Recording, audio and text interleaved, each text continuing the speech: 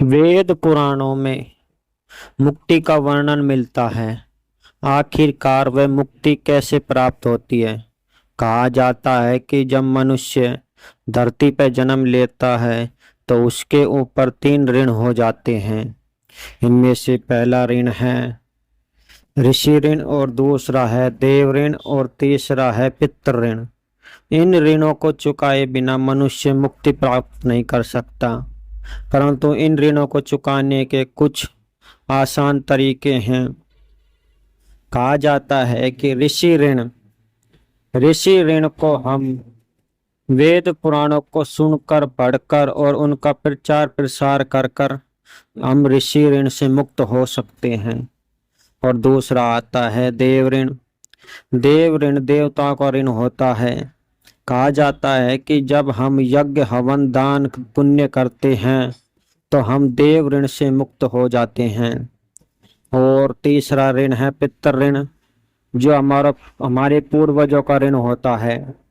कहा जाता है कि जिस परिवार में पितृ रुष्ट हो जाते हैं उस परिवार में बीमारी हमेशा बनी रहती है, और गृह कलेश और गरीबी ये उसमें चारों तरफ छा जाती है, और संतान उत्पत्ति भी पितरों की नाराज से नहीं होती है। पितृ ऋण चुकाने के सबसे आसान तरीका है कि उनको समय समय पर पितृ पक्ष में उनको तर्पण देकर और उनको समय समय पर गंगा स्नान कराकर हम पितृ ऋण से मुक्त हो सकते हैं। और अंत में एक चौथा उपाय है कि जिस घर में एक भक्त पैदा हो जाता है उस परिवार के आगे की 7 पीढ़ी और पीछे की 7 पीढ़ियों का उद्धार हो जाता है। एक भक्त के जन्म लेने पर भी उसके पितर हमेशा स्वर्ग में खुशी के साथ रहते हैं और आनंद मगन रहते हैं। परंतु जिस परिवार में एक दुष्ट पैदा हो जाता है, यदि उसके पूर्वज स्वर्ग में भी होंगे तो उन्हें धक्के मारकर निकाल दिया जाएगा और वे तड़पते रहते हैं।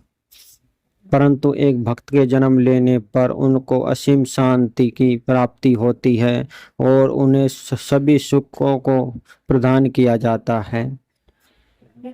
यदि जो मनुष्य मुक्ति की आशा रखता है उसे इन 3 ऋणों को चुकाना अत्यंत आवश्यक है। जो मनुष्य माता पिता की सेवा करता है वह भी स्वतः ही तीनों ऋणों से मुक्त हो जाता है। यदि आपको ये वीडियो बढ़िया लगे तो वीडियो को ज़्यादा से ज़्यादा शेयर करें और कमेंट, लाइक और सब्सक्राइब भी करना ना भूलें।